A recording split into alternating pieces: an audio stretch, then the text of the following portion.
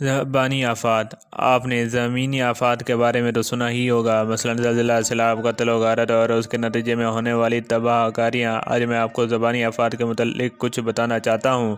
یقین کیجئے اس کے نتیجے میں ہونے والی تباہ کاریاں زمینی آفات سے کہیں زیادہ ہیں، کیونکہ ان سے دنیا و آخرت دونوں کا نقصان ہوتا ہے۔ تو پہلی آفت ہے جھوٹ بولنا۔ نبی کریم صلی اللہ علیہ وسلم نے فرمایا، میرے پاس گزشتہ رات خواب میں 2 آدمی آئے۔ انہوں نے کہا کہ جسے آپ نے دیکھا کہ اس کا جبڑا چیرا جا رہا تھا، وہ بڑا ہی جھوٹا تھا، جو ایک بات کر لیتا اور ساری دنیا میں پھیلا دیتا تھا، قیامت تک اس کو یہی سزا ملتی رہے گی۔ بغض و حسد کی بنا پر بات چیت ترک کر دینا۔ آپ صلی اللہ علیہ وسلم نے فرمایا، آپس میں بغض نہ رکھو اور ایک دوسرے سے حسد نہ کرو، پیٹھ پیچھے کسی کی برائی نہ کرو، بلکہ اللہ کے بندے آپس میں بھائی بھائی بن کر رہو، اور کسی مسلمان کے لیے جائز نہیں کہ کسی بھائی سے 3 دن سے زیادہ تک بات چیت بند کرے۔ دوسرے شخص کی بات۔ نبی کریم صلی اللہ علیہ وسلم نے فرمایا، تم قیامت کے دن اللہ کے ہاں اس شخص کو سب سے بدتر پاؤ گے جو کچھ لوگوں کے سامنے ایک رخ سے آتا ہے اور دوسروں کے سامنے سے دوسرے رخ سے جاتا ہے۔ چغل خوری۔ نبی کریم صلی اللہ علیہ وسلم نے فرمایا، چغل خور جنت میں نہ جائے گا۔ بد کلامی کرنا۔ آپ صلی اللہ علیہ وسلم نے فرمایا، عائشہ، وہ آدمی بدترین ہے جس سے اس کی بد کلامی کے ڈر سے لوگ چھوڑ دیں۔ کسی مسلمان کو گالی دینا۔ رسول اللہ صلی اللہ علیہ وسلم نے فرمایا، مسلمان کو گالی دینا گناہ ہے اور اسے قتل کرنا کفر ہے۔ کسی مسلمان پر لعنت بھیجنا۔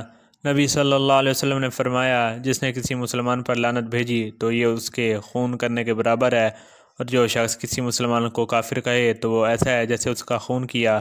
بدگمانی اور دوسروں کے عیوب تلاش کرنا۔ سورۃ الحجرات میں اللہ تعالیٰ فرماتے ہیں کہ اے ایمان والو، بہت سی بدگمانیوں سے بچو، بے شک بعض بدگمانیاں گناہ ہوتی ہیں، اور کسی کے عیوب کی ڈھونڈ ٹٹول نہ کرو۔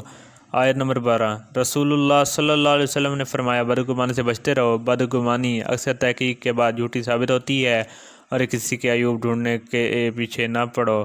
کسی کا عیوب خواہ مخواہ مت ٹٹولو، اور کسی کے بھاؤ پر بھاؤ مت بڑھاؤ۔ اپنے مسلمان بھائی کو کافر کہنا۔ رسول اللہ صلی اللہ علیہ وسلم نے فرمایا، جس شخص نے اپنے کسی بھائی کو کہا کہ اے کافر، تو دونوں میں سے ایک کافر ہو گیا۔ کسی قوم کا مذاق اڑانا۔ اللہ سبحانہ وتعالیٰ سورۃ الحجرات میں فرماتے ہیں، اے ایمان والو، کوئی قوم کسی دوسری قوم کا مذاق نہ بنائے، اسے حقیر نہ جانے کہ کیا معلوم شاید وہ ان سے اللہ کے نزدیک بہتر ہو۔ غیبت کرنا۔ اللہ تعالیٰ قرآن مجید میں ارشاد فرماتے ہیں، اور تم میں سے بعض کی غیبت نہ کرے۔ کیا تم میں کوئی چاہتا ہے کہ اپنے مرزا بھائی کا گوشت کھائے؟ تم اسے ناپسند کرو گے، اور اللہ سے ڈرو، یقیناً اللہ توبہ قبول کرنے والا اور رحم کرنے والا ہے۔ کسی کی تعریف میں مبالغہ کرنا۔ نبی کریم صلی اللہ علیہ وسلم نے سنا ایک شخص دوسرے شخص کی تعریف کر رہا ہے اور تعریف میں بہت مبالغے سے کام لے رہا تھا، تو آن حضرت صلی اللہ علیہ وسلم نے فرمایا، تم نے اسے ہلاک کر دیا، یا یہ فرمایا، تم نے اس شخص کی کمر کو توڑ دیا۔ ان تمام احادیث کو پڑھنے کے بعد زبان سے ہونے والی ہلاکتوں کا اندازہ کر لیجئے، اور اپنی زبان کو اس کی سنگینیوں سے بچانے کی کوشش کیجئے۔ ہمارے سامنے ہمارے پیارے نبی کریم صلی اللہ علیہ وسلم کا اخلاق بطور نمونہ موجود ہے۔ رسول اللہ صلی اللہ علیہ وسلم نہ بدگو تھے، نہ بد زبانی کرتے تھے، بلکہ آپ صلی اللہ علیہ وسلم فرمایا کرتے تھے، تم میں سے سب سے زیادہ بہتر وہ ہے جس کے اخلاق سب سے اچھے ہوں۔